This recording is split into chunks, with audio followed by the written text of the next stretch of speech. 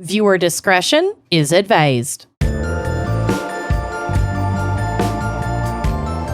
are listening to Wine and Crime, the podcast where two friends chug wine, chat true crime, and unleash their worst Minnesotan accents. You know it. I'm Lucy. I'm Amanda. I am really jazzed for today's episode. Yes, Go fucking ma'am. figure. Yeah, because it is your pick. Well, and it's my favorite genre Yep. of episodes. Mm-hmm. So today we have a very special me pick. Yep. And that is Forensic Firsts. Oh, yes, baby. Groundbreaking innovations in the field of forensics. We are gonna dive into some groundbreaking stuff. Look at us go. I have a couple of like shallow kind of dives and then a longer heartbreaking dive. Great. Yay. Yeah. Can't I'll wait. just say I am not able to handle the child stuff anymore. Yep. Fair I enough. have to like freeze my brain and my soul to get through it. So I get it. trigger warning. Okay. I'm buckling up. Having said that, I think now would be a great time to think about alcohol. Sure. Amanda, tell us what our wine crime pairing is for Forensic Firsts. So this episode is coming out on our most holy of days, Halloween. Yes. So I wanted to find something that people could easily get that would not only kind of embody a, albeit fictional, forensic feat, but also tie in with the Halloween theme. And 19 Crimes has a limited edition Halloween series, Oh my God. one of which is The Bride of Frankenstein Red Blend, Oh, Lord. which has gorgeous, like, pop art label design, and it glows in the dark. Shut. And as per usual, they have that, like, if you have the 19 Crimes app, you can use your camera to, like, to look at the label, and then the I label, love like, that they talks do to that. you. Oh my God, I'm on the website. I'm making it turn glow in the dark. Yeah. It's so cool. It's so cool. And it retails for anywhere from, like, 10 or 11 bucks at Total Wine to, if you get it online, it's like $18. It's a really nice, affordable, delicious wine. It's an Australian red blend, predominantly Shiraz and Cabernet. And yeah, this is limited edition. I did try to get it at my local Total Wine, and they did not have the Bride of Frankenstein one, and that's the one that I wanted. So I'm shouting it out, but I'm personally not drinking it right now. But it looks amazing. This is rich and round with a soft, fruity finish. It's a little on the sweeter side, but it's going to finish nice and dry. That Shiraz Cab is not going to, like, send you into fruit wine territory. You're going to get hints and notes of chocolate, but it's going to be balanced with a little bit of that earthy, like, pepperiness that comes with Shiraz. It just sounds like a delicious bottle, and the design looks so cool. So if you are able to snag it at your local store, please do, because it's only here for the Halloween season, and then it goes away forever. It vanishes into the night. It vanishes into the starry, dark, and eerie night. Okay, but they do ship to Minnesota. They sure do. They sure do, which, of course, I didn't figure out until it was way too late for me to get it in time for this episode, because I have ADHD, and if it's not right in front of me, it doesn't exist. But I also wanted to look a little bit into the use of forensics in wine. And I found this cool article from nature.com. It's from 2013, but it's about chemical forensics confirming French wine had early roots. So this was a part of a larger study of, like, the first times that wine was either made or imported into France. Oh my gosh, that's important. Important. Yeah, it's important. So they tested ancient jars and their residue. And these jars were like 25,000 plus or 2,500 plus years old, and they could still make these determinations. Damn. So this is France is renowned for its mastery of winemaking, but when did the country begin its love affair with wine? A chemical analysis of archaeological artifacts finds evidence that wine was being produced in the south of France by the 5th century BC. Oh, God. Yeah. Neolithic. Quote, it's the earliest evidence we have of winemaking by the Gauls, says Patrick McGovern, a biomolecular archaeologist at the University of Pennsylvania in Philadelphia who led the study. Winemaking originated in the Middle East more than 8,000 years ago, spreading to Egypt by 3000 BC, and then to the now Greek island of Crete, where we will be in May, by 2200 BC. 1,000 years later, Greek and Phoenician merchants had begun shipping wine throughout the Mediterranean region, each in their own distinctively shaped jars called amphorae. By 600 BC, the Etruscans of central Italy were trading their wine along the French Mediterranean coast. Around the same time, wine-loving Greeks established a colony at Massalia, present-day Marseille, France. A team led by McGovern has now investigated items from the ancient coastal town of Latara, one of the best preserved Iron Age sites in France, located about 125 kilometers west of Marseille.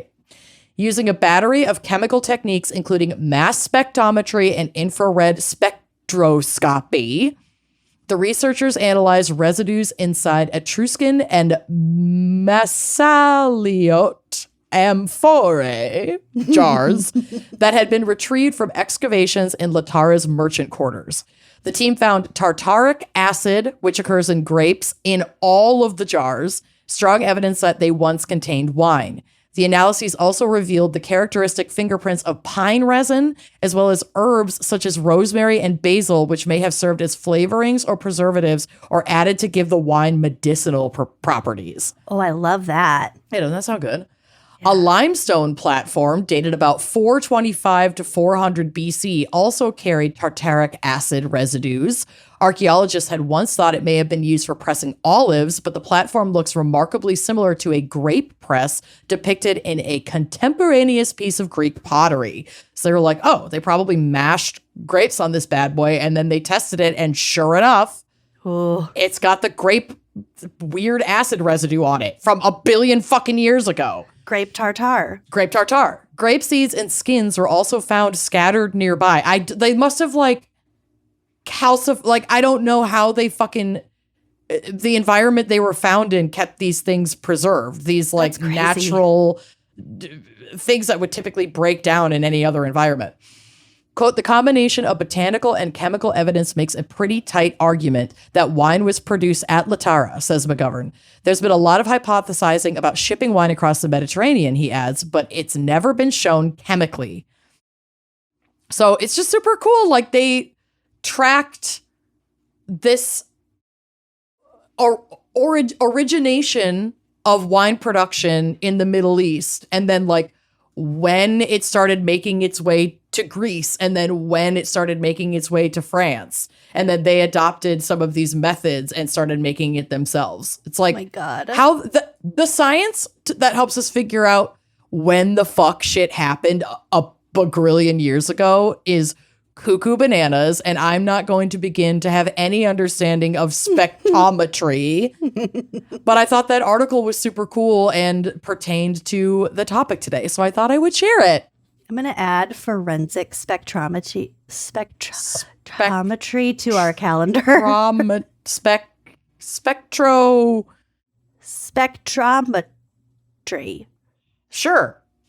That's going to be a fun episode because we're definitely going to be able to pronounce all of the words. Spectronomy. Spectroscopy. Spectroscopy. Spectronomy? That's what I said. Spectronomy. Okay. Is that it? That's what we're calling it. I already closed the article, so there's no way to know. Spectroscopy. What the fuck is wrong with us? Spectrometry. Spectrometry. No. People are now that sounds wrong. I know. I think they're different. People are screaming. Oh my God. Maybe we save this for when we do the episode and have to figure out what the fuck it all means. So I will be toasting you today with water from my new Stanley. Cute. I also am going to a wedding after this, so I can't get like pre-drunk. I mean, I could, but. Are you attending the wedding or I'm attending. You? Oh, nice. Not officiating. I'm going as a guest. So you'll get drunk later. Oh, yeah. I'm making Bill drive. Thank God. Duh. Anyway, cheers, everyone. Cheers. I also have water because it is noon. It's like noon. Yeah. It's an early one for us to be hopping on that wagon. Yeah. I gotta do baby shit later, so. Probably best not to start drinking yet. Okay. Okay, Lucy, what, pray tell, is our background, maybe psych, and your awful case for forensic firsts? Well, as I mentioned, our forensics episodes are my favorite. Yep. I kind of geek out over them. So yes, you do.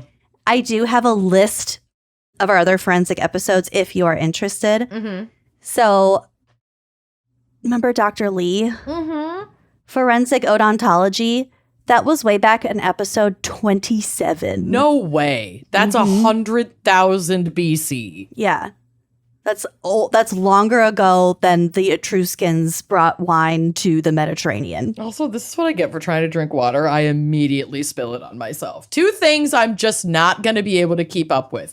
Drinking water and texts from the Democrats asking me for money. Stop trying to make either of those things happen because guess what? They're not going to fucking happen. You know, if you vote early, those texts will stop sooner. Oh, I'm voting early. I'm voting moment that I can. Yeah, I'm voting like next week. Same. Wednesday. I will have already voted by the time this episode comes out. Yeah. I think in Iowa, early voting starts on October 16th. Yeah, so if you're in Iowa and listening to this, you better have voted. We can vote now in Minnesota. I just haven't had it. I haven't had the executive function to get it done yet, but I have it on my to-do list for next week. Perfect. Okay. Speaking of a million years ago, episode 108 was fingerprint forensics. Mm-hmm. That was fun. I got to do my own fingerprint analysis with those guys. Yeah, they said I was really good at it. Good. So fun. Coming right up after that, episode 117 was foreskin forensics. Goddamn right. Talk about a fingerprint, mushroom print. Ick. Jesus. Dick print. Stop. Yesterday, I re-listened to that bit on the comment section podcast with Drew Offwallow with Cameron or Caleb and Brittany on it. Oh. When he's talking about pulling his sleep pants up too high and his like buddy at school, Cooper, telling him like, hey, we can like all see your cock and balls of like your dick print and you're like your butthole is like really prominent. I know you think this is really funny, but like everyone's actually laughing because they're making fun of you. It's like really mean. Hey Coop. So like what kind of cologne do you wear? What kind of cologne? But like what color is the bottle? But like text your mom. Ask your mom. I listened to that like 4 times. It was so funny. It's so fucking funny. They are some of the funniest fucking people on the planet. Anyway, not related, but foreskin. Next. Then 226 was forensic photography. 275 was forensic geology. 332 was forensic toxicology. 349 was our best of episode, and 379 was forensic sculpting. Didn't we do a forensic botany one too? We did do forensic botany. We also did bugs. serology. Oh my God, I'm missing so many. It's okay. We have a lot. Serology. Honestly, if you go to our library and search forensic, that will bring up like all of Lucy's favorite eps. All of my boners. All of Lucy's little hard-ons in a neat little row. That's what you want. That's what the listeners want. Give the people what they want. Disgusting. So give us more hard-ons. Lady boners. The people want the lady boners. The people do. Ugh. So Forensics Firsts was also the name of a TV series that was on the Smithsonian Channel between 2012 and 2013. I'm going to be honest, I don't like that they had the forensics plural. Just call it Forensic Firsts. Well, they were the forensics first in the field. Because if it was forensic firsts, then forensic would become the adjective. Boo. But instead, we're talking about the firsts in the field of forensics. Okay. As a you know plural what, English sciences. major? I know I specifically asked you, but nobody asked you. Okay. Okay. What are you, a fucking PhD? I know I literally just asked you But directly. Nobody fucking asked you. Okay, shut it down. Okay, sorry. How dare you? We should actually change the title of our episode for it to be more accurate. No. That will. There's something that is like activating me with the double S. I can't do it. No, we're not changing it. Forensics Firsts. Ugh. Whatever. Well, that'll differentiate our show from this television program from over a decade ago. Yeah, thank God, because nobody would know the difference. So it ran for 2 seasons and covered topics such as DNA profiling and fingerprinting, blood spatters, and cyber forensics. We also had blood spatter. All right, so about our forensic botany episode, I don't remember who covered it, but I'm going to retell you a little bit about something that I know that was episode 43, Forensic Botany. So this is the story of Arthur Kohler. In January 1953, I think that's supposed to be 23, Arthur Kohler, a chief wood technologist. Hot. LOL.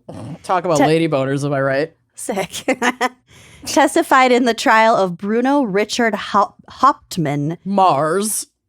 Yes, Bruno Mars, for the kidnapping of the 20-month-old son of Charles Lindberg and his wife, Anne. The Lindberg baby. Yep. Dr. Kohler was an expert on wood anatomy, tag yourself, and identification at the Forest Products Laboratory at the U.S. Forest Service in Madison, Wisconsin. In his testimony, Kohler stated that he had examined and testified between 2,000 and 3,000 wood samples. Okay. So this guy was talking about wood in courtrooms a lot. Expert. Expert wood.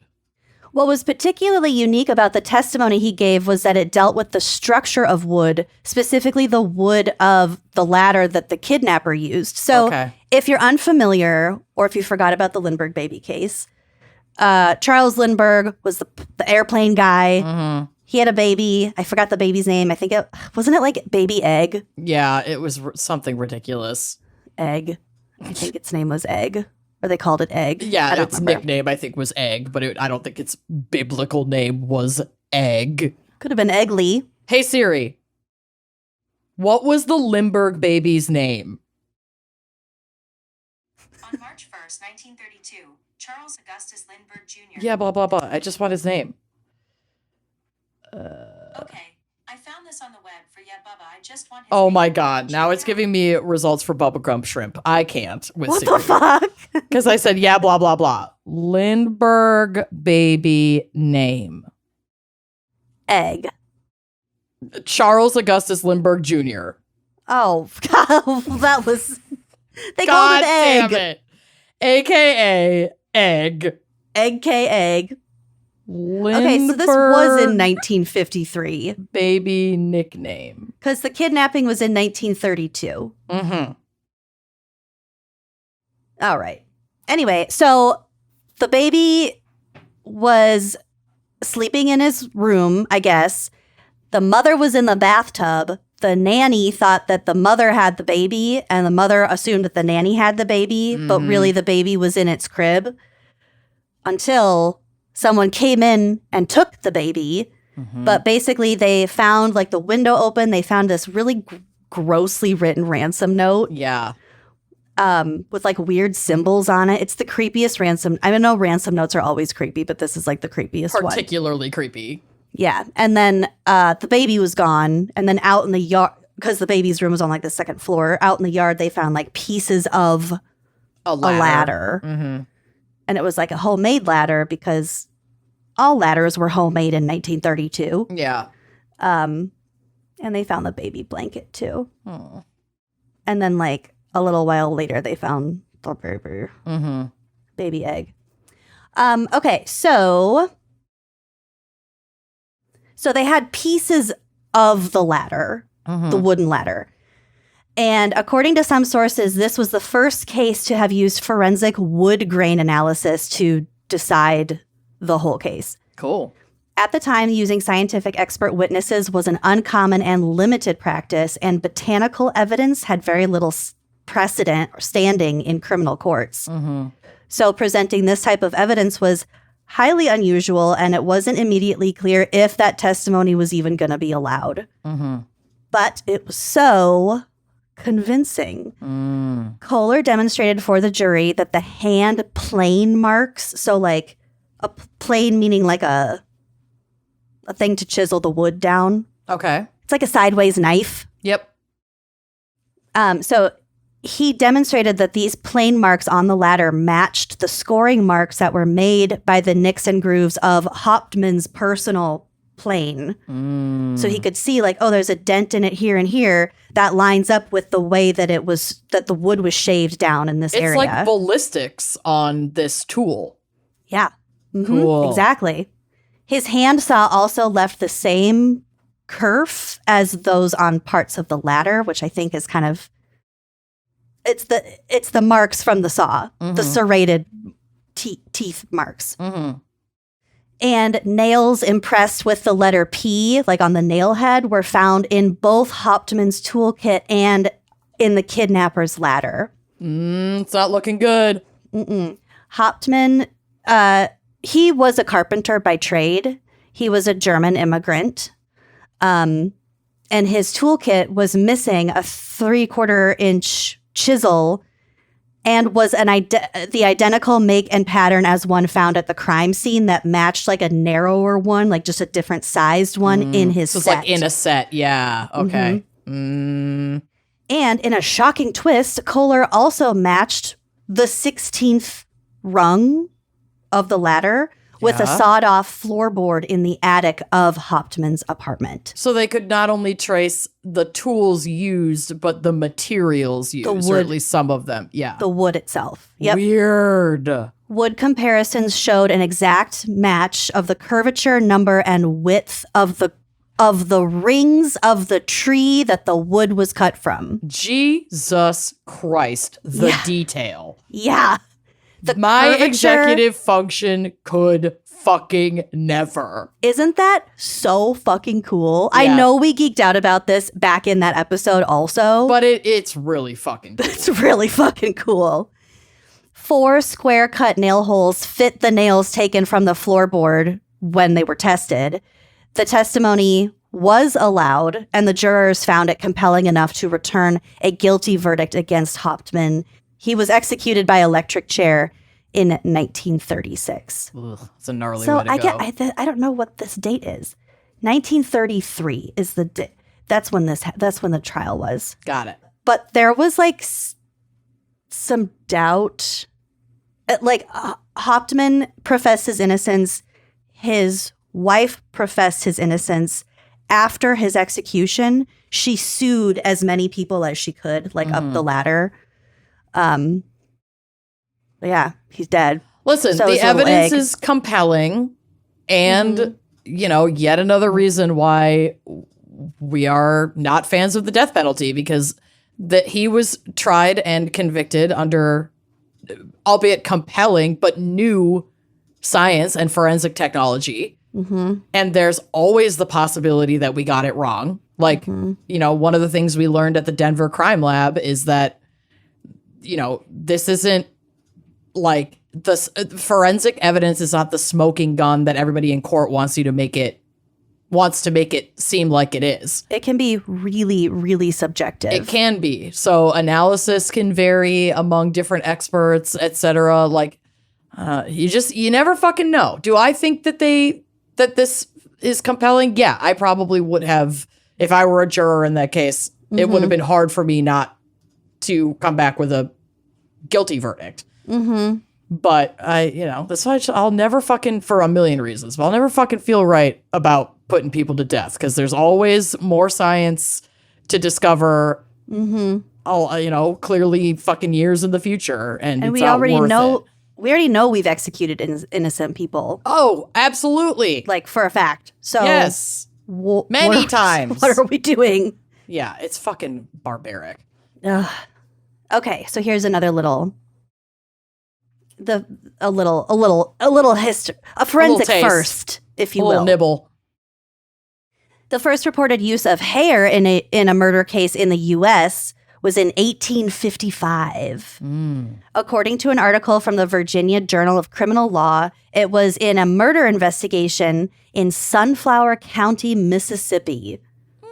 So 1855 in Mississippi. There was a lot of violent shit going on. So John Browning and his son Gaston Oh my God. were tried for the murder of John Neal, who was the overseer of a cotton plantation. I couldn't find anything that said whether John and Gaston were black. I don't think that they were, only because they were released. That's my only reasoning. But I don't know. Horrifying, but true. I Yeah. mean, that's like a pretty reasonable for the time, and even for now, assumption. It seems like they had a fairly fair shake at things. Well, and there certainly were employed white people on plantations as well.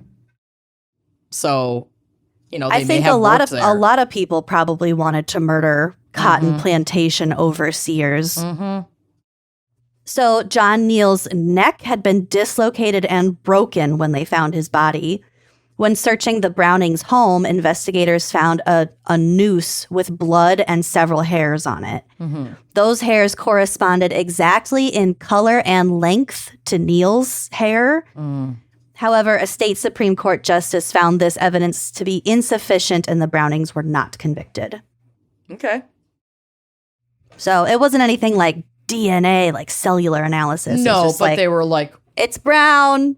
and we still use hair analysis when we don't have the bulb to get DNA out of. Yeah.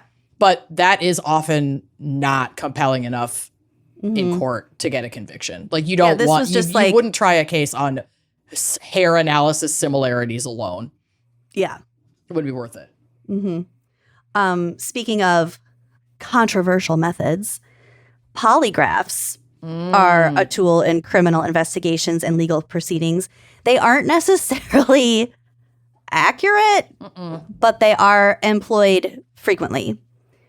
In 1906, British heart surgeon Dr. James Mackenzie developed the first ink writing polygraph to track a patient's irregular heartbeat. So it's just that needle that has ink on the end that it's Bounces. really, really sensitive, and it just moves with the paper rolling. While it was a much simpler version than the polygraph we know today, it works the same way. Yeah, we're using the similar technology. So a timbre. So think of like a tambourine. A timbre is kind of like a sort of drum, like an inverted bell, but it's meant to like capture vibrations. So a timbre is placed over a vein in the neck, while another is placed on the arterial pulse in the wrist. The movements of these vessels vibrate the diaphragms. These transmit the waves through rubber tubing to two recording arms, which record the pulse as continuous lines on the paper. Dang. So it was originally invented for the heart surgeon's use. It sounds like, what are those Rube Goldberg machines where it's like you drop a marble and then that triggers this and then that triggers that and then it pours paint. And do you know what I'm talking about? You're not just talking about the transfer of energy thing? No, I don't know. I've seen them in OK Go music videos. I mean, it's not complicated. There's kind of just like 3 steps, but yeah, sure. It just reminds me of that. I'm thinking of the right thing. The self-operating napkin. Named after American cartoonist Rube Goldberg, is a chain reaction type machine or contraption initially designed to perform a simple task in an indirect and impractically overly complicated way. I just imagine these suspects attached to a Rube Goldberg machine, and that's bringing me joy. Just let me have this. You can have it, sister.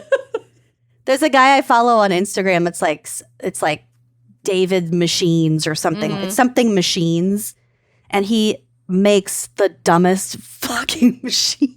It's just really entertaining. Rube Goldberg. Yeah.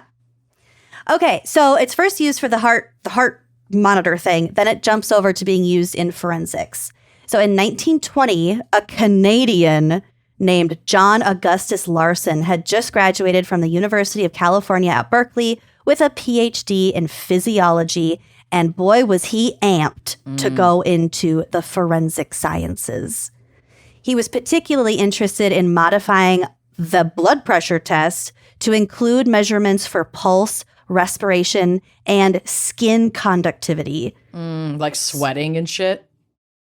I tried to figure out kind of if that, I don't think it's sweating as in like the moisture, but it's like the energy emissions from your skin. Oh, interesting. They're Okay. they're like electronic pulses, kind of. I don't know. Weird. Conductivity, whatever, in order to create a lie detector. He joined the Berkeley police force, and in 1921, they began using his machine for investigative work. So they were using it within the police force.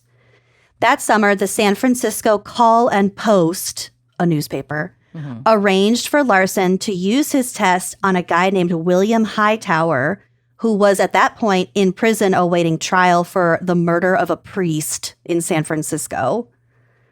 So he goes in, the test detects lies. And so the newspaper, because this wasn't in like an official judicial capacity at all, he was just testing it for this newspaper. So the newspaper ran his guilt on the front page. Oh, shit. He's awaiting trial.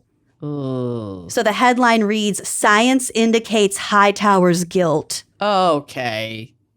Come on, And news. The jury convicted him shortly thereafter. So Honestly, this makes so much sense. Because I was just thinking at the beginning of this, when you were talking about the polygraph, that like where the polygraph is the most successful is in the court of public opinion. It's not solid science. Polygraph test results are not even admissible in court as evidence in like most cases. yeah.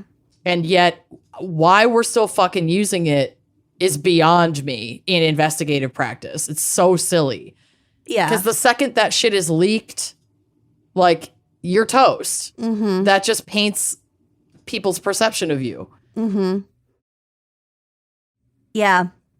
It's not great. Not great. I think it's outdated. I think there are more accurate tests. I'd rather we can be use evidence. convicted based on dowsing evidence than polygraph. It's Because I'm just an basically- anxious bitch. I'm not going to pass that shit. I know.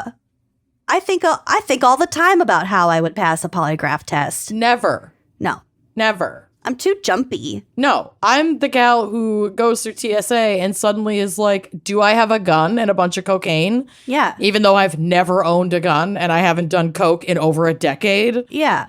But did I? I'm not passing a fucking polygraph test. I was talking to my friend about doing cocaine like a week ago. And I was like, there is not a single activity I could imagine wanting to do less at this point in my life than coke. Cocaine. Yeah, I'm exhausted. I just want to go to bed. You think I'm gonna jeopardize a good night's sleep No, now? absolutely not.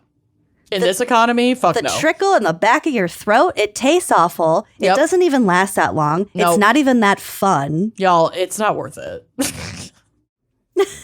There are way better drugs out there. I'm telling you. I'm telling you. Listen to Okay. your elders. These are valuable teachings that Yeah. we're imparting to the youth. This is important. Maybe if you're like in Colombia, if you're like in the land of Like where it's Coca. where it's good. Yeah. But Maybe. the shit that you'd get it, In the US, it's crap. yeah, don't do it. It's not worth it. Ugh. Save your $100. Yeah. Okay. So back to the polygraph. Just 2 years after its invention, it was tested in a DC Circuit Court case. Circuit Court case, whatever. Which one's the adjective? You should fucking know. I don't have time to Genius. think about it right now. That's fair. Circuit Court, DC Circuit Court. That's in a DC Circuit Court case called Fry versus the United States. This is in 1923. The court ruled that using the quote deception test is inappropriate in trial until it had been quote sufficiently established to have gained general acceptance in the particular field in which it belongs. Mm-hmm. So that's when they were like, we're not going to use this in court. Mm-hmm. So, fun fact about Larson, the Canadian inventor, he ended up marrying the very first person he ever interrogated with the machine. Ew. No. I don't like that. Yeah, I she was like like 18 years old. Oh. I don't know how old he was. Well, he was probably like 25, like whatever. Ugh. Still gross. But like the media had a kind of a heyday with it because they're like, the lie detector, it not only sees into your soul to discover the truth, it sees into your heart to find your true love. Ew. Boo. I know, boo. Gross. That was probably also printed in the San Francisco Call and Post. Yeah, those bitches, they're very much giving daily news. Mm-hmm. So later in his life, Larson began to doubt the effectiveness of his machine as it's used in a forensic setting. How many people have I doomed? He described it as kind of a throwback to your wine pairing. He described it as a Frankenstein's monster. What have I done? Yeah. Why did you create me? This was kind of cool. Oh, we should add this to the list. Vehicle forensics. According to Forensic Magazine, which I know I have cited this and I have said this in the past, is my annual reminder to subscribe immediately to Forensic Magazine. Yeah. Forensic, singular. I love it. Vehicle forensics is a type of digital forensic science that focuses on identifying, acquiring, and analyzing data that cars, vans, and trucks have stored. So they can extract data from what's called the in-vehicle infotainment system, or IVI, which sounds like a fertility treatment. Yeah. But that's like your Apple CarPlay, shit like that. Yeah.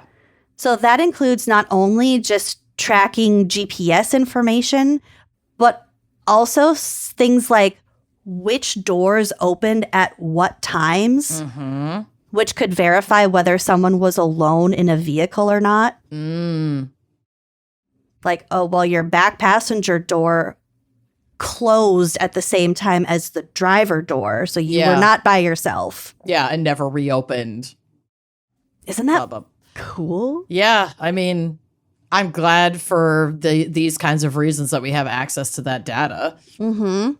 That's wild. Also, when you connect your phone via Bluetooth, the IVI system not only records that it was connected in a pairing log that it saves, but also if your IVI system has mobile apps, like if it has phone and Spotify and whatever, the IVI system will download a copy of that data from your phone. So your car might have stored data that includes, for example, the entire contacts list of someone who rode in your car once a year ago. Yeah, that's why I like never want to connect my phone via To a Bluetooth rental car? to a rental car.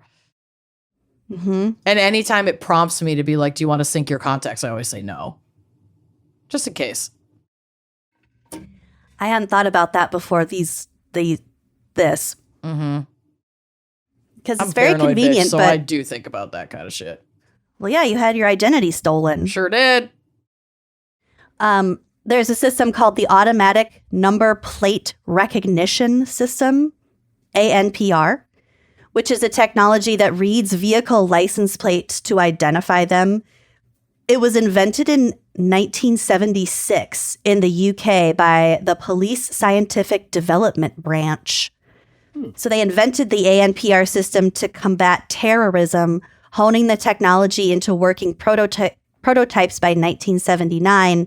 And in 1981, the ANPR saw its first arrest by identifying a stolen car. Mm-hmm. So it just scans vehicles, reads their plates, and then can send an alert to the authorities if there's like a one they're looking for. Yeah, I mean, cops use that in their cars constantly. They're always running plates, seeing if there's warrants or whatever. Yeah. Find But some this was in bullshit reason to pull it over. 1976 is when it was invented. That's kind of wild that it's impressive. been around, or that technology started that long ago. I know. Forensic first. Okay, here is my case, and it is devastating and fascinating, but devastating. Okay. This is the case of Vincent Brothers. Okay. Brothers is his last name. As far as I know, I don't know about it if he has siblings. Vincent Brothers was born on May 31st, 1962. He's a Gemini. Sure is. He earned his bachelor's degree from Norfolk State University, followed by a master's degree in education from California State University in Bakersfield. He began his career as a substitute teacher in 1987 and eventually became the vice principal of Fremont Elementary School in 1995. From the outside, it looked like he had a very good life with an adoring wife and family. They lived in Los Angeles. But not everything was as it seemed. Oh, dear. His relationship with his wife, Joni, had seen its share of troubles. So Joni worked for the Bakersfield school system. I don't know how they met. I would presume that they met through work. She was also a basketball ref. She was a basketball. She was a basketball. She wasn't a basketball. I think it said basketball official. I think that's like a ref. Sure. In 1998, Joni gave birth to their first child, who they named Marcus. Vincent was not present for the birth of his son. Very cool. I don't know why this happened, but Joni married Vincent 2 years later in 2000. Shockingly, that didn't last very long. The pair separated about a month after the wedding because of Vincent's infidelity. Joni gave birth to their daughter, Lindsay, later that year. And once again, Vincent was not present. Their marriage was annulled in September of 2001, with Vincent citing irreconcilable differences and Joni citing fraud, allegedly because at the time of their marriage, Vincent hadn't told Joni that he had already been married twice. Oh, shit. So they got their marriage annulled. But love is love, you know? And in January 2003, Joni and Vincent remarried in Vegas. Joni, no. Possibly because Joni was pregnant again. In May, they had another baby boy whom they named Marshall. So Vincent was present this time, but he also wasn't living with his family. He had moved out the month before because of some issues that he was having with his mother-in-law, Joni's mom. Her name was Joni's mom, who probably had his fucking number and was not letting him get away with his bullshit. Yeah. And he didn't like it, and he moved out. Yeah. Joni's mom's name is Ernestine. So she has the baby in May. Things kind of cooling off after a while. He's not living in the house, but things are like okay. Everything seemed good. They have got a new baby. They're just working on shit. On July 6th, 2003, Joni, who was 39 at the time, her mother, who was 70 years old at the time, and the 3 kids. So at this point, Marcus is 4 years old, Lindsay is 2, and Marshall is just 6 weeks old. They're all so little. Yeah. So Joni, Ernestine, and the 3 kids attend church services in the morning. Vincent didn't go because he had left town 4 days earlier to visit family in Ohio and North Carolina. Okay. But Joni was like, okay, bye. Like, I don't care that you're not here. And she was also really excited to go to church that morning because this was going to be the first time Marshall was going to be introduced to all of her fellow church members. So she was excited to show off her new baby to her friends. After church, the family met up with some other friends for lunch. And this group of friends also included Joni's best friend, a woman named Kelsey Spann. So they had lunch together. And then everyone went home to rest until it was time to go to the evening service. Apparently they go to church twice a day on Sunday. Woof. I know. But she's got the baby. She's excited. Yeah. Hey, get your community however you can. So everyone saw them that morning. No one saw them after that. The family never made it to the evening service. Oh, God. Many of their friends and family were concerned, and they were calling to see if they were okay, but nobody was answering their phones. So that's Sunday night. All day Monday, no one's answering their phones. Kelsey, Joni's best friend, is really freaked out because this is not like her. She's like, something is wrong. Ugh, I got goosebumps. Finally, at about 7 a.m. on Tuesday morning, July 8th, she decided to just go to the house, just make sure everyone's okay. When Kelsey showed up at the house, everything seemed fine from the outside, but when she tried to use her spare key to open the front door, it didn't work. So she went around to the patio, saw that the patio door was unlocked, and so she just let herself in. So the According to locks were changed? I think it was deadbolted from the inside. Okay. I don't know. No clear answer on that, but she let herself into the home. According to the 911 call, she told the dispatcher that she found Joni, quote, laying on the bed dead. This is my trigger warning part. It's really rough, so I'm just going to speed through it so I don't cry. When the police arrived, they found Joni, her mother, and her 3 kids all dead. Joni was found face down on the bed. She had been shot 3 times in the head and twice in the arm. She had also been stabbed 7 times. My God. Marshall, the 6-week-old baby, was found next to his mom under a pillow. He had been shot in the back. Oh, my God. Marcus, the 4-year-old boy, was found on his bed. He had been shot on the right side of his head. The fingertips of one of his hands had been bitten down to the bone. And they think that's because he was so scared he stuck his fingers in his mouth. Okay. Lindsay, the 2-year-old, was found at the foot of her mother's bed. She had been shot in the back. Ernestine, Joni's mother, had been found in the hallway. She had been shot twice in the face. Next to her was a pistol that she had been holding as she confronted the intruder. Oh, she tried to protect them. The home appeared to have been ransacked, but no valuables had been taken.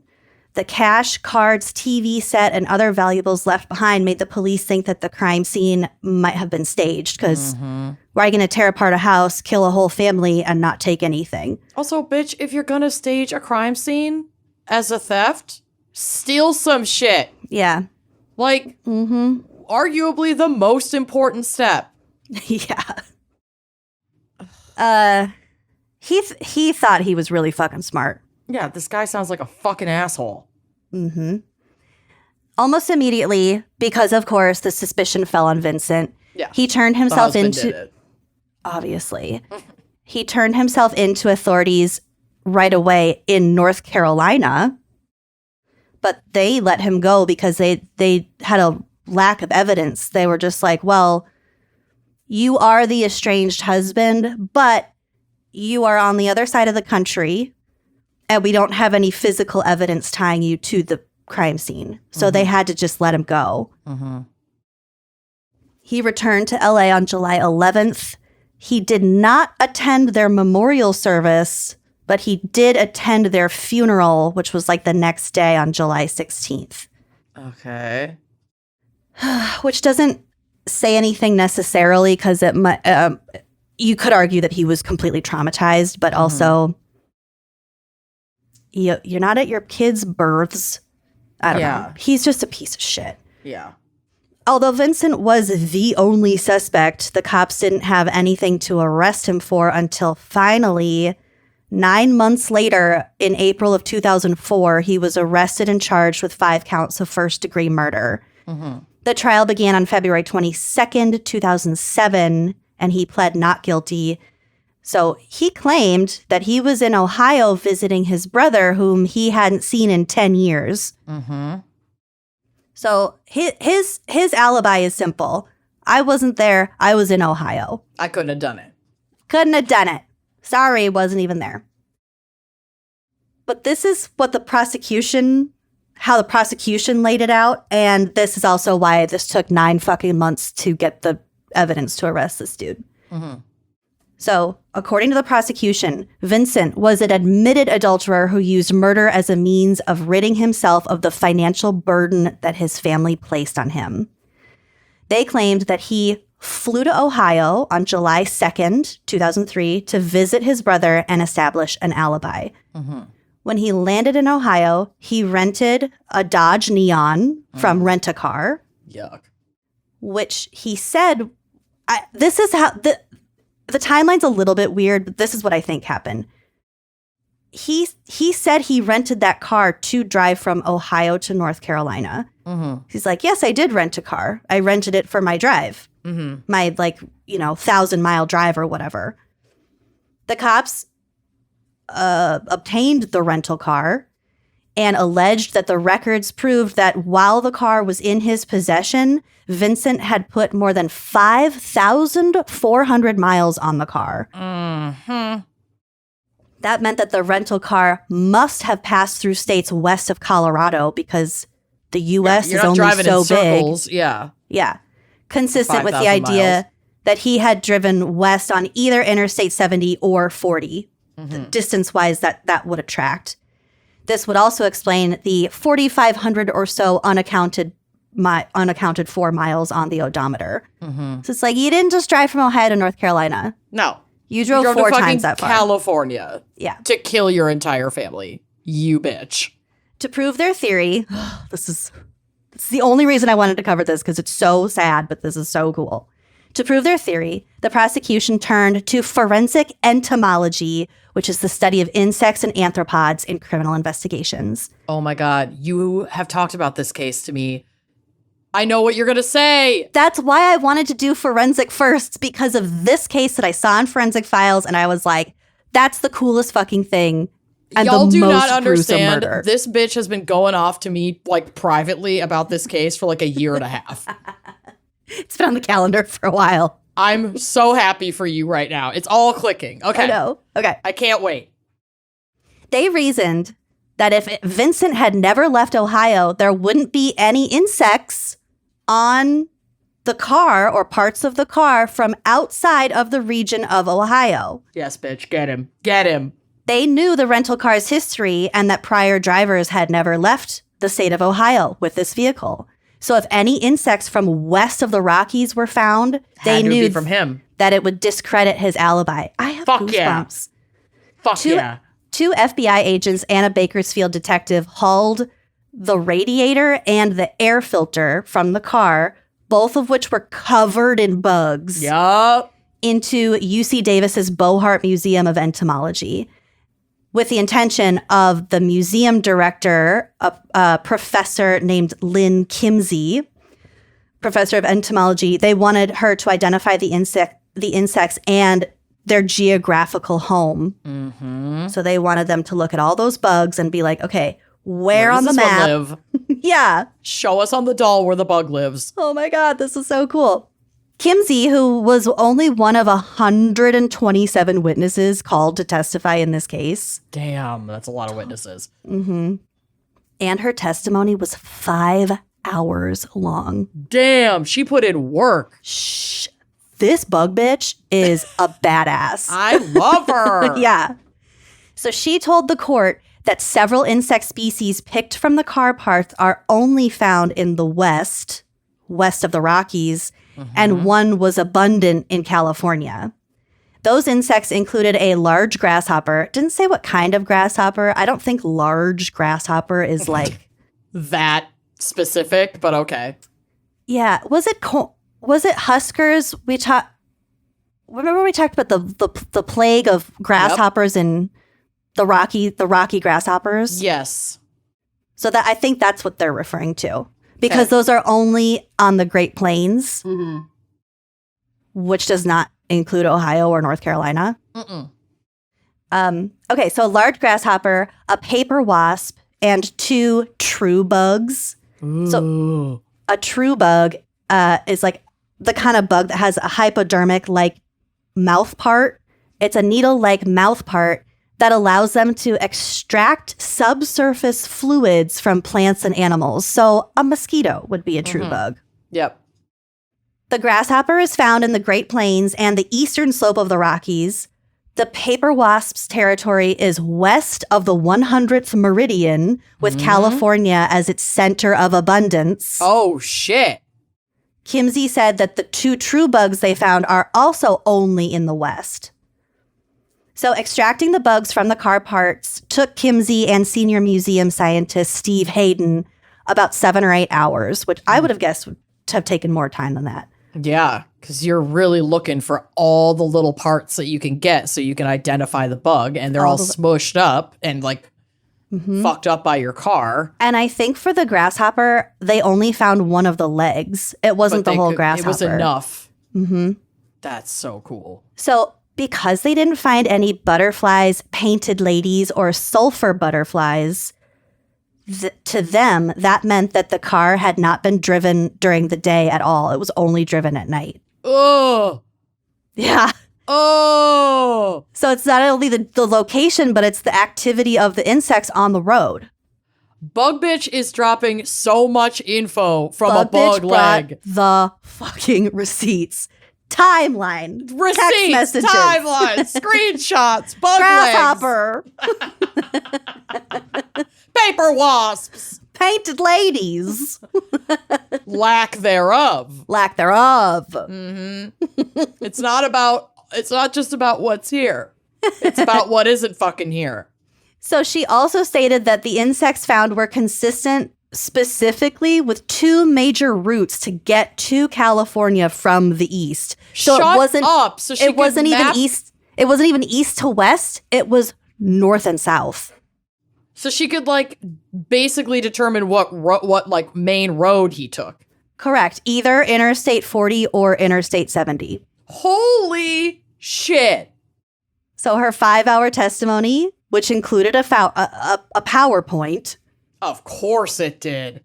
I need to get my fucking grubby little mitts on that PowerPoint. I want to see it. I would want sit through it. 5 hours of this woman talking about this. I would sit through 10. Yeah, I want to specifically watch her testimony from this trial. Yes.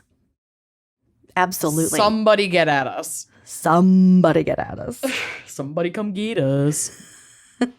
Somebody come bug us.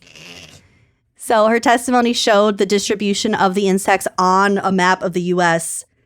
and compared the insect photos from the car parts with specimens from her museum.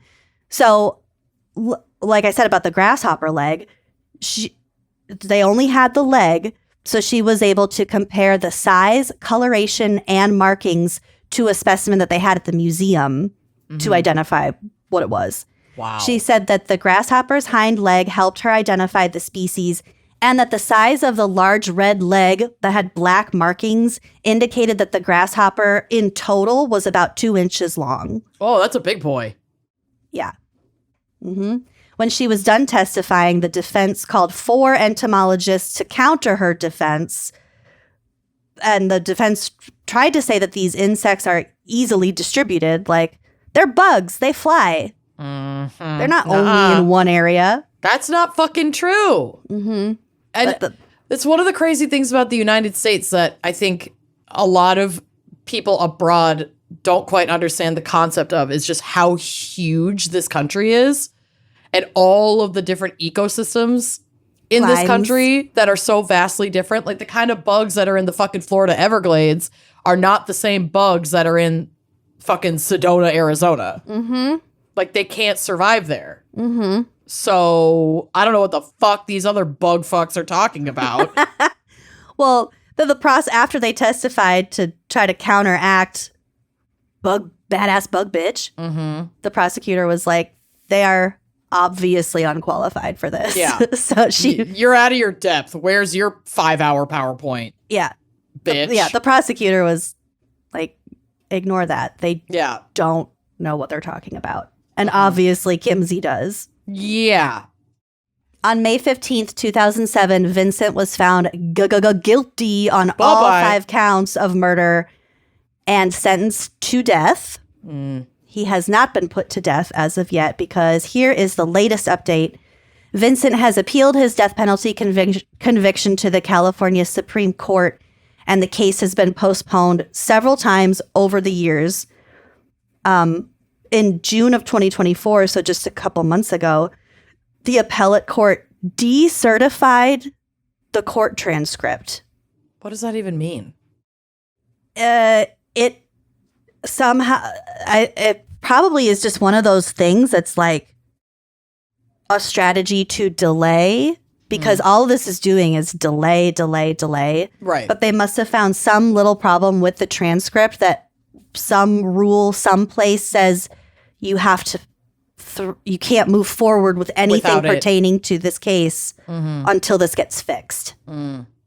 So it requires the Kern County Superior Court staff to compile information, make corrections, and determine any other information the appellate court needs before sending back a new complete record for further review. This is part of the reason why the death penalty is fucking stupid, because it's very expensive, because it's appealed and delayed for decades, as it should be, because the state should not be fucking killing people. That's not ethical. Yeah. But like, the way it gets locked up in this the system, it costs the taxpayer more. If that's what your MAGA uncle is the most concerned about, is like the cost to the taxpayer, it's actually cheaper to have someone in prison for life than it is to have them on death row.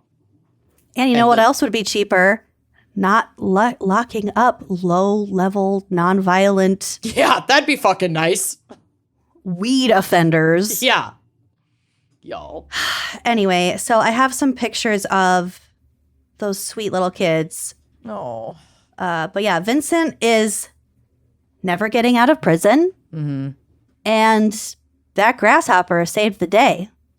That's wild. Wild. I am so glad I finally got to talk about this case, because it's just been it's been stuck in my air filter. The bugs. What gets me the most is like how she was able to map the route based on where these bugs that were found are most prominently found. So that was the first involved in this case. That was the first time nuts. They pulled bugs off a vehicle to determine where and really when the vehicle was at these places. It was at night. At fucking night. I am shook by that. I know. No painted ladies. No lantern flies. Nope. This bitch was driving at night. And we know it because of the bugs. Is a lantern fly like a lightning bug? I don't know. Maybe. Lanternfly. Hey Siri, what is a lanternfly? The family Fulgoridae is a large group of... Oh, no, these are like in those invasive ass fucking flies. Yeah. Everything I see about these is like, if you see one, murder it immediately. Yeah. All right. Well, that was phenomenal. Well done. Thank you. A little bit about a lanternfly. They can't bite you, as they have only specialized sap-sucking mouth parts. So a lanternfly is a true bug. Well, there you go. Well, and isn't that why it's like fucking kill these motherfuckers because they can destroy They kill the plants trees. and trees? Yeah.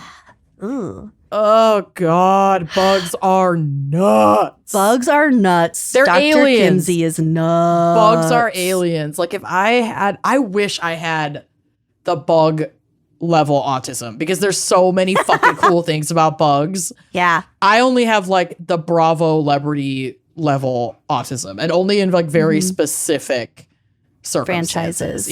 Yeah. I can't invest. I can't get into trains. I can't get into bugs, but honestly, both are fascinating and I wish I fucking could.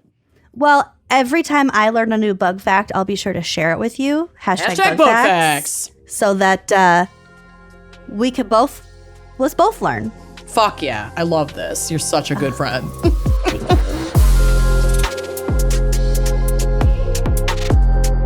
My case isn't nearly as devastating as yours. Like somebody dies, but Whatever.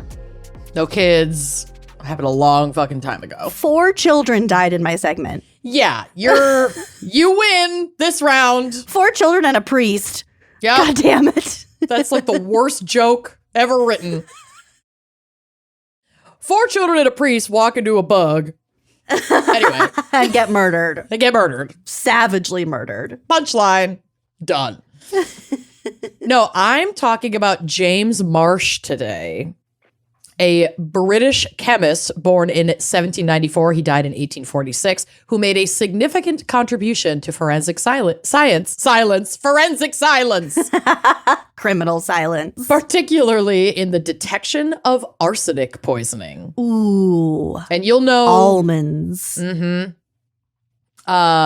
So James Marsh created the Marsh test for arsenic. Shit. Okay. His work revolutionized the field by improving the reliability of chemical tests used to detect poisons, which was a major problem in the early 19th century.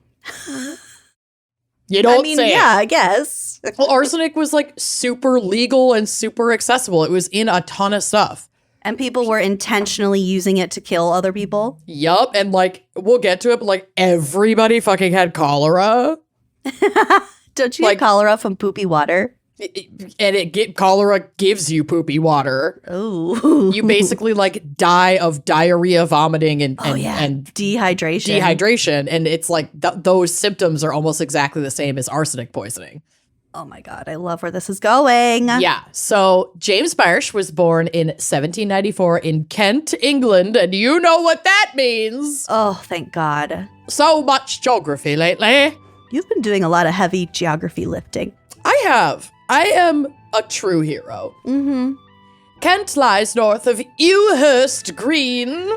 Ew. Ewhurst, south of Who, east of Limpley Stoke. No. I don't like that. No. No. And west of nothing in England because it's right on the water. Although there is relatively Of little... the Atlantic. Of the Atlantic. Although there's relatively little detailed information available about James Marsh's early life, what is known suggests that he was naturally inclined toward the sciences from a young age. His education and career path would eventually lead him to become one of the pivotal figures in early forensic chemistry. He grew up in an era marked by rapid scientific advancements, particularly in chemistry, as scientists were beginning to explore the elements and their properties in much greater detail. Marsh's early interest in chemistry would align well with these broader developments in the field.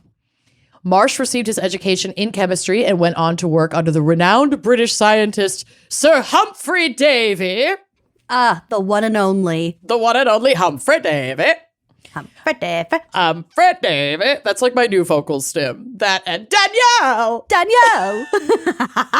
That video cracked me up. After the last episode, I immediately watched Ever After, and I want to submit our correction.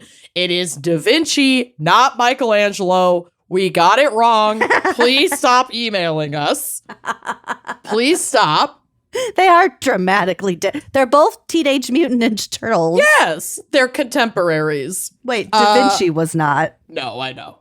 But there's a scene when, in the end, when Da Vinci is like trying to chase after Danielle, who's just left the ball and she lost her shoe.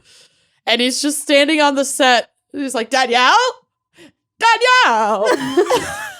It's so warmly. So I stopped, screamed, rewound, and recorded it. It was like, Lucy, I found my new vocal stem. Danielle! Danielle! It has, there's been a fire. Vibes. A handbag. Anything that has a warble, sign me the fuck up. I'm in. An older man with a warble. I love an older man with a warble. Danielle! Anyway. There's been a fire. Humphrey Davy. Loretta called. Sorry. No, Loretta called. There's been a fire. No. That's my vocal stem. Guys, it's so good. I love it. So Humphrey Davy was a significant figure in chemistry who was known for discovering several chemical elements, including sodium and potassium. Ever heard of it? Davy was also a pioneer in electrochemistry, and his influence likely helped shape Marsh's scientific thinking. After working with Davy, Marsh served as an assistant to Michael Faraday, another prominent British scientist famous for his work in electromagnetism and electrochemistry. God, people have the weirdest, areas of specialties. Expertise. Yeah, y'all are fucking nerds. Famous for his work in electromagnetism. Fucking nerds. World-renowned. These nerds fucking changed the shape of the world. It's, y'all. Nerds do that. Nerds fucking do that. Nerds are wont to change the world. I am living for the nerds, and I am living for specialists in electromagnetism and electrochemistry. Go off, Faraday.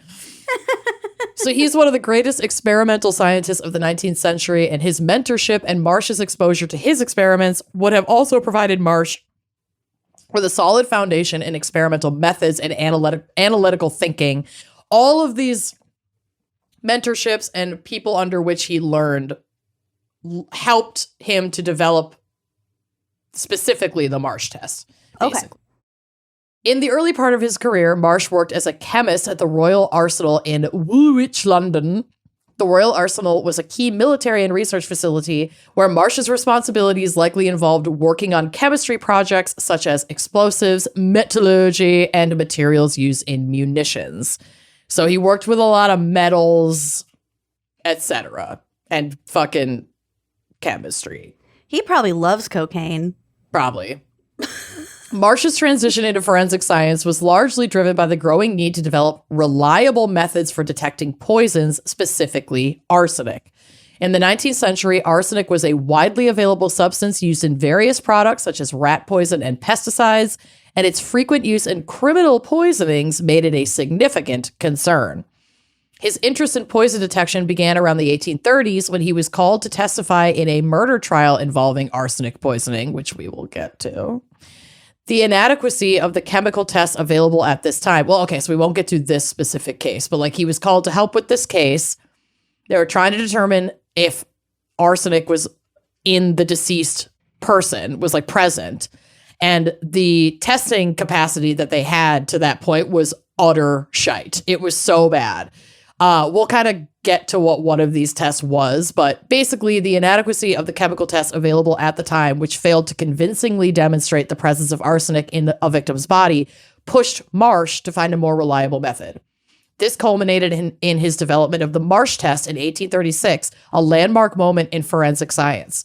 His process combined hydrogen gas with arsenic in a sample, which when heated, so they would put arsenic, hydrogen in a glass tube, and heat it up, and it would form a metallic arsenic deposit that could be visibly observed, tested, and saved. It was a stable, visible, and reliable means to detect arsenic in even very small quantities, and it could be submitted into evidence and kept there. It wouldn't just crumble away. The sample wouldn't just be useless after X amount of years or months. So what exactly would they put in with the hydrogen? Blood? Yes. So genetic material, food, if they suspected like food was poisoned with arsenic, they could put some of the food sample in there with the The hydrogen. mashed potatoes. And heat it up. And then it would like create like a metal element. Yeah, like a deposit. That's like an arsenic metal deposit, metallic arsenic deposit. That's cool. Yeah, it's very fucking cool. The Marsh test is based on a redox reaction where arsenic compounds are chemically reduced to elemental arsenic in the form of a gas and then converted to a metallic solid. Duh, you fucking idiots. A chemistry occurs. Duh. Unlike the previous testing, the Marsh test is highly sensitive. Even very small quantities of arsenic, as little as 0.02 milligrams, can produce visible deposits, making the Marsh test extremely reliable for detecting trace amounts of arsenic. Furthermore, unlike earlier methods, the metallic solid created by the test is stable and can be preserved as evidence in criminal investigations. So I can just put in a little baggie and save it. Yup. Whoa. And also, I think part of it is because it's so sensitive, if you have a sample that has a lot of fucking arsenic, it's going to produce a lot of that metallic arsenic deposit. So that the more arsenic deposit that's there, the more likely that was the cause of death. Mm-hmm. And then, like, if there's only trace amounts, it's like, yeah, okay, we found some arsenic, but like that probably wasn't enough to kill this person. So it actually has like a lot of uses. Yeah. And if you end up with a big chunk of metal in the tube, You're like, oh, ooh. damn. Mm-hmm. Marsh's test also had the advantage of being relatively simple to perform, making it widely adopted in forensic toxicology. Now, You could do it in the field. yes, however, the test itself, and we'll get to this, was simple to perform, but turns out it's a lot like baking. Oh, If you get one little thing wrong, the whole thing's fucked. dang. So, despite its groundbreaking nature, the Marsh test did have some limitations. False positives. The test could potentially give false positives if other metals, such as antimony, were present, as antimony can also form a similar result under the same conditions. Handling arsine gas. The arsine gas produced during the test is highly toxic, which posed significant dangers to the people conducting the experiment. If you're not wearing proper PPE, you can get poisoned by doing the test. Not great. Yep. And expertise was required. So although effective and fairly simple to conduct, the test required careful execution of each step and professional interpretation by skilled chemists. So basically the test was easy enough to do, but not necessarily easy enough to analyze perfectly. And I said, I kind of think of it like baking. Baking isn't inherently hard, but requires precision and can be easily fucked up by skipping or fumbling even one part of a step along the way. Like even just not getting the right temperature when heating the samples. Mm-hmm. And that opened up a whole new thing in forensic investigation and in expert witness testimony, which was like not a thing at this time. And I think this is actually one of the most fascinating things to come out of the Marsh test specifically, is it really doesn't have anything to do with the Marsh test's capacity to test for arsenic. Like that's great and that's a huge forensic discovery, but the Marsh test itself had a lasting impact on investigations and court proceedings that completely changed the game. So we're going to get to it because it all happened with the first case to ever use the Marsh test as key evidence at a trial. The Lafarge poisoning case is one of the most famous criminal trials of the 19th century and was instrumental in demonstrating the effectiveness of the Marsh test in a high-profile legal context. The case involved the suspicious death of Charles Lafarge, a wealthy French ironmaster, and his wife, Marie Lafarge, who was accused of poisoning him with arsenic. Good for her. Honestly, she's kind of a queen.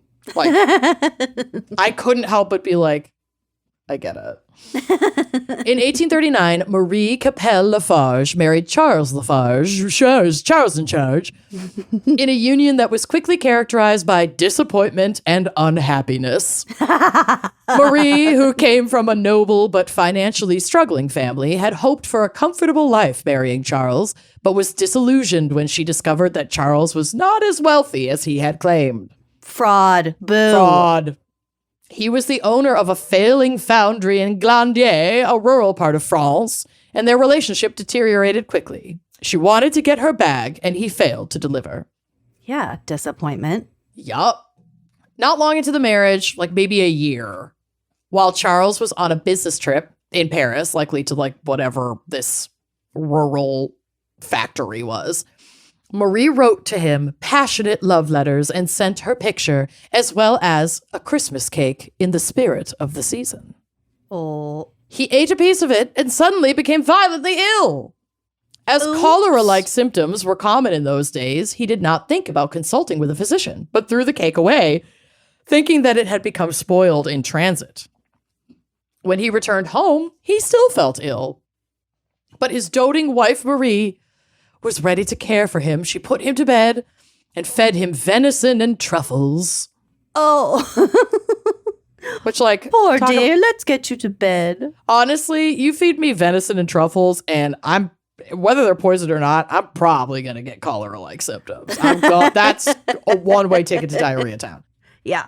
Almost immediately, Charles again was afflicted with gnarly cholera-like symptoms, so diarrhea, vomiting, dehydration. The family physician, Dr. Barden, agreed with its cholera-like symptoms and was not suspicious when Marie asked him for a prescription for arsenic in order to kill the rats that disturbed her husband at night. That's really gross. He's very sick, and these rats are chirping around his little feet. Oh, they're scurrying under the floorboards. Fucking yuck. No. By the next day, Charles was so ill that his relatives kept watch on him at all times, including a young cousin named Emma Potier and a young woman who stayed with them by the name of Anna Brune. Marie treated him with various medicines, but to no avail. Charles deteriorated. Oh, it's so hard. Charles deteriorated so rapidly that another physician, Dr. Messenet, was called in for consultation. He also diagnosed cholera and prescribed eggnog to strengthen him. You're making the diarrhea worse. So can you have bad diarrhea? Here, eggnog. Also, this is the most there's ghosts in your blood, do cocaine about it bullshit I have ever fucking read. No shit. Also, cholera? All these foods have like really extreme flavor profiles. Truffles. Venison.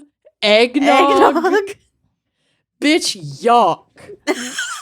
Fucking yuck. No. That's not gonna help your bellyache. No. Drink some fucking water. Have a water and an orange juice. And stop eating your wife's scurvy. cooking. Yeah, what the fuck? So little friend Anna noticed Marie taking white powder from her medicine box and stirring it into the eggnog. When asked, Marie said it was orange blossom sugar. Anna's suspicions were increased when she noticed a few white flakes floating on the surface of the eggnog after Charles took a sip. Oh, God. She showed the glass to Dr. Messenet. He tested the eggnog. Or no, he didn't test it. Well, he did because he tasted it. And experienced a burning sensation, but attributed the flakes to some ceiling plaster that may have fallen in the glass.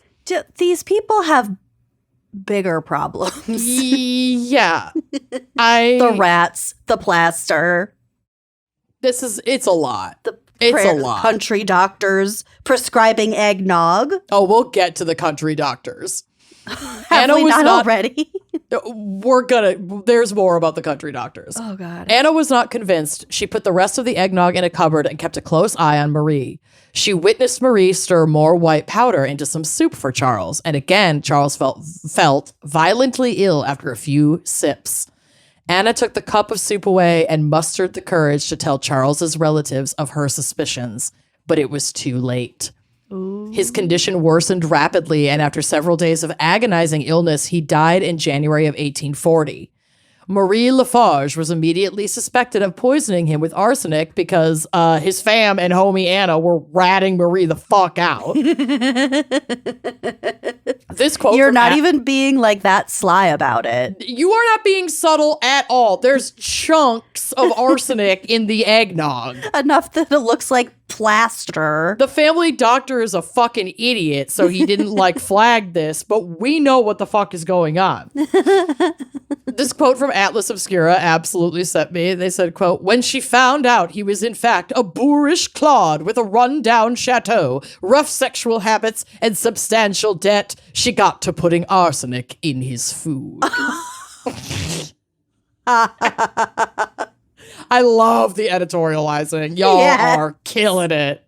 A boorish clod. A boorish clod with rough sexual habits and substantial debt. He was a head pusher. But guaranteed. Also, it's like, I know he's the victim, but he was absolutely roasted in every article about him that he's ugly and poor and just a fucking loser. I was like, you guys, fucking chill. Local scientists first analyzed Charles's beverages, stomach tissue, and vomit.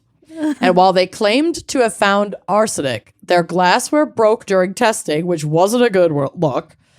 And the defense pointed out that they were using outdated testing methods that were likely providing false positives, such as the Reinsch test, which involved placing copper strips in the deceased's stomach contents to see if a dark coating of arsenic appeared on the copper. That sounds legit. Sounds like a witchy curse. It really does. That's like some divining. But the stomach contents. Yeah, this seems less scientific than divining. I don't know. Put some copper strips. Alchemy. If the Probably alchemists arsenic. could do it. Right. So the results of these preliminary tests were inconclusive and open to interpretation. So the defense called in Matteo Orfila, who was dean of the Paris Faculty of Medicine and the era's premier toxicologist. This was your boy for toxicology shit, who confirmed that only the Marsh test would be credible in court. Subsequent analysis with Marsh's procedure failed to find any arsenic. Ooh, she's getting away with it. The prosecution used the same expert in additional testing, so they also went to Matteo and were like, I don't think that the samples that the defense tested were stable enough to prove the presence of arsenic or lack thereof. So the prosecution insisted that Orfila test Charles Lafarge's organ tissue for a truly definitive result. So not just his barf. Not just his barf and little bit of stomach lining. And a cup he was drinking out of. It's no, this shit can get into the organ tissues. We need to test the tissues. Orfila was like, y'all, I'm a super fucking busy scientist. I'm in high demand. I don't have time for doing all these bullshit tests. Have a local doctor do it and I'll look at the results. I like that he knows his worth. Yeah. And again, from Atlas Obscura, and they did not hold back on just being all out gross. Quote, at this point, there was next to nothing left of poor Charles Lafarge, whose body, when exhumed, was said to resemble a, quote, species of paste rather than flesh. Oh. While this did not keep the scientists from their work, it did, however, influence the concessions available to a crowd of eager spectators. Between entertainment seekers, scientists, lawyers, and Marie Lafarge's surprisingly large fan club, many of whom found the Black Widow thing particularly sexy, the crowd purchased some 500 bottles of smelling salts. It was so gross to watch that they were fainting. Oh my God. Because they were testing milkshake sludge samples. Y'all, is nasty. How were they able to just watch this? Oh, well, it was the 1800s and we didn't give a fuck about anything. And there was no Netflix and this was the true crime podcast. Yeah, I'm going to fucking watch that autopsy. Are you kidding me? Like, they didn't have the Oxygen Network at this time, but they had Community. Let me tell you. I'm just wondering if they were doing this in a theater of some kind. I'm sure. Wow. And people were packing the courtroom and all. I mean, it was like anything that they could get a glimpse at, they were tuning in. Yeah. So, thinking that these new tests would provide the smoking gun of evidence for the prosecution, their balloon was popped when the test once again came back negative for arsenic. But the prosecution didn't give up.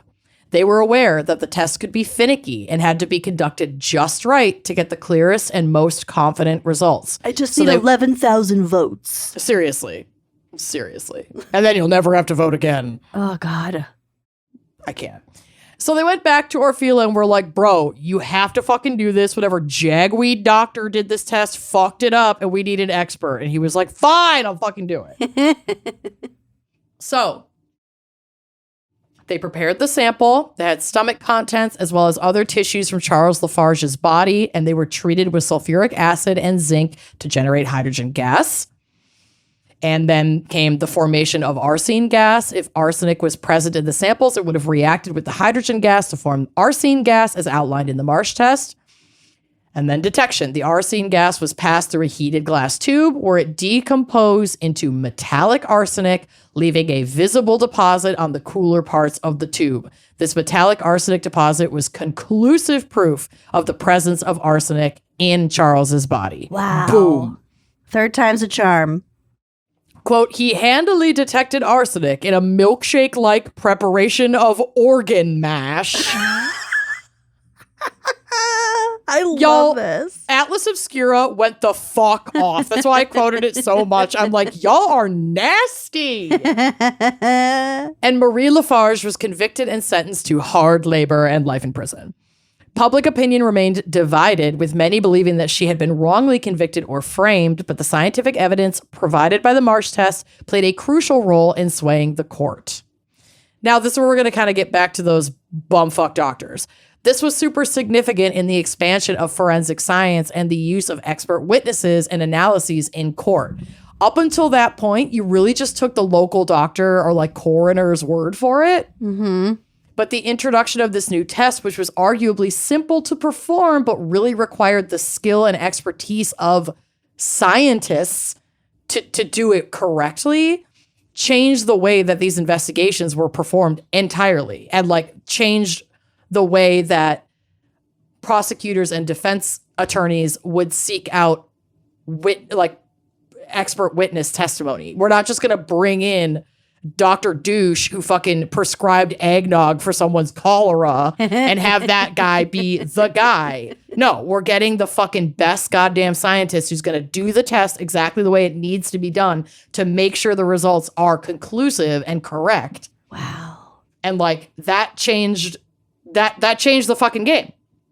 Nice. So last thing from Atlas Obscura, just to kind of wrap that up, what it did do through the Lafarge case was to give expert scientists a previously unconsidered role in jury trial. No longer content to leave conclusive analysis to whoever was the local doctor or enthusiast. So like Lucy, I'll testify. Me. I'll test the milkshake porridge of bodily fluid. Applied to accepted techniques and common conditions. In the end, James Marsh did more than put arsenic poisoning decisively out of fashion, because now it's like, oh shit, they can really test for it. We're not going to do this as much anymore. He also created the lineage of modern forensic science in court. Wow. Isn't that wild? Good job, James Marsh. I know. I thought that was really fucking interesting. Yeah. Because I was more focused on like the Marsh test. Mm-hmm. And obviously it had huge impacts, including just with its existence and use in criminal proceedings, reducing the popularity of arsenic killings. Yeah, it's not just going to be like this carte blanche way to kill someone. Yup.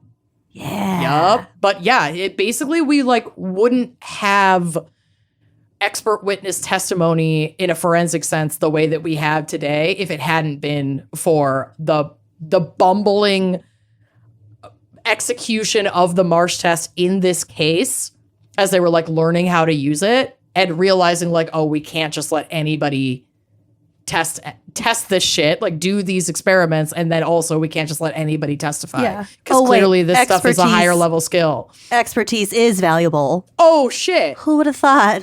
Who would have thought? So anyway, that's the Marsh test. I loved that. Good job. Thank you. Thank you so Wow. much. What a Well, fun episode. Obviously, I loved this episode, except for the Yeah. 4 children and the priests that were brutally murdered. But apart from that, it was great. Flawless. Flawless. Mm-hmm. All right. Well, thank you, listeners, so much for listening. And we'll see you back here next week. Sure will. Happy Halloween. Happy Halloween. Bye-bye.